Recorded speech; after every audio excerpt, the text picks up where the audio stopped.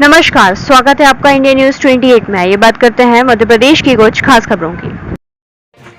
मध्य प्रदेश के रीवा के रायपुर करचुलियान में फर्जी तरीके से बंटवारा नामांतरण राम सुंदर दुबे तनय कमला राम के द्वारा करा लिया गया था, जिसकी जानकारी होने पर आवेदक की नानी श्रीमती चांदी देवी द्वारा निगरानी की गई थी, जहां राम सुंदर का नामांतरण निरस्त कर दिया गया था। राम सुंदर द्वारा माननीय राजस्व मंडल व माननीय व्यवहार न्यायालय में फर्जी वसीयत के आधार पर प्रकरण प्रस्तुत किया गया था, जहाँ राम सुंदर की वसीयत को संदेहास्पद मानते हुए चांदी देवी को भूमि स्वामी मानकर राम सुंदर का दावा निरस्त कर दिया गया था। चांदी देवी द्वारा अपनी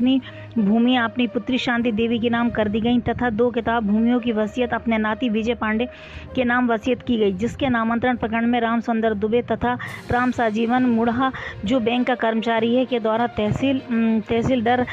रायपुर करचुलियन के समक्ष उपस्थित होकर आपत्ति प्रस्तुत की गई। तहसीलदार रायपुर द्वारा नामांतरण प्रकरण में दिनांक 29/7/2022 को उक्त प्रकरण में विचाराधीन होने से के संबंधित लेख किया गया और बैंक कर्मचारी राम सजीवन व राम सुंदर द्वारा ये कहा जाता है कि उक्त प्रकरण हम अपने हिसाब से चला रहे हैं, जब हम चाहेंगे तो इसमें आदेश हो जाएगा, तुम कहीं भी शिकायत कर लो, तुम्हें नकल ही दी जाएगी। रीवा संवाददाता राजीव तिवारी की रिपोर्ट। क्या नाम है आपका? विजय कुमार पांडे। क्या मामला है? मामला हमारा ये है कि हमारी नानी के नाम से जो है जी पुश्तैनी भूमियाँ ग्राम भलुही में थी, जी, जिनका फर्जी तरीके से बंटवारा नामांतरण राम सुंदर दुबे द्वारा करवा लिया गया था, जी, जिसकी जानकारी होने के बाद हमारी नानी ने जो है निगरानी प्रस्तुत की और निगरानी प्रस्तुत करने के बाद निगरानी आवेदन स्वीकार किया गया जी और राम सुंदर का बंटवारा नामांतरण निरस्त कर दिया। राम सुंदर ने कहीं भी वसीयत जो है प्रस्तुत नहीं की थी। जी राम सुंदर के द्वारा जब निगरानी आदेश के विरुद्ध माननीय राजस्व मंडल में निगरानी प्रस्तुत की गई तो उन्होंने वसीयत प्रस्तुत की और वसीयत के माध्यम से जो है तो नामांतरण के बारे में बताया, जबकि नामांतरण वसीयत से नहीं हुआ था। तो माननीय राजस्व मंडल ने उक्त वसीयत को संदेहास्पद माना, जिसके बाद राम सुंदर ने व्यवहार न्यायालय में व्यवहारवाद प्रस्तुत किया, जहां भी वसीयत प्रस्तुत की और व्यवहार न्यायालय के द्वारा भी वसीयत को संदेहास्पद मानकर चंदी देवी को भूमस्वामी माना गया, जिस आधार पर चंदी देवी के नाम जमीनें हो गई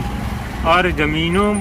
को चंदी देवी ने अपनी पुत्री शांति देवी के नाम स्थानांतरित कर दिया और कुछ दो नंबरों की और दूसरे गांव की जमीनों की वसीयत मेरे नाम कर दी, जिसका नामांतरण का आवेदन मैंने जब न्यायालय में प्रस्तुत किया तहसीलदार महोदय के समक्ष,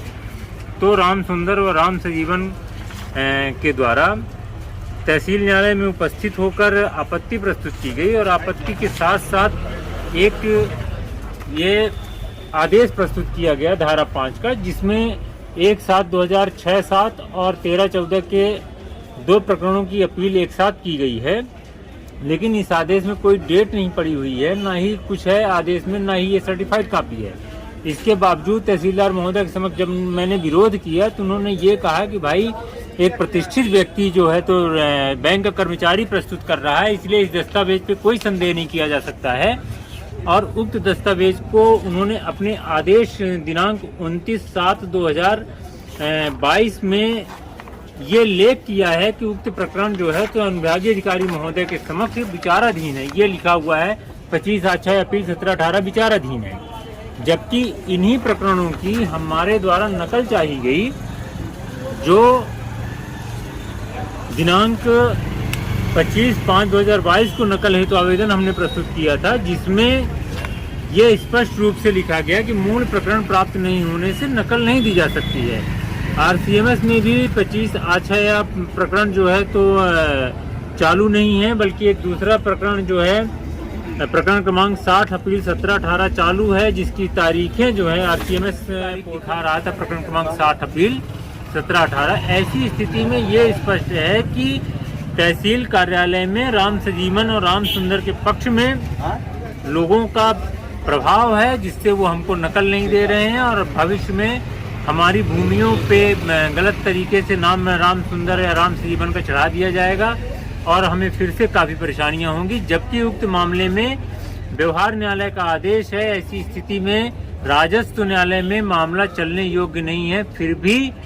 जबरन जो है तो मामला राजस्व न्यायालय में लंबित है, अपील के रूप में लंबित है। आप प्रशासन से क्या सहायता चाहते हैं? प्रशासन से मैं ये सहायता चाहता हूँ कि यदि प्रकरण वास्तव में लंबित है तो उसकी नकल दिलाई जाए यदि प्रकरण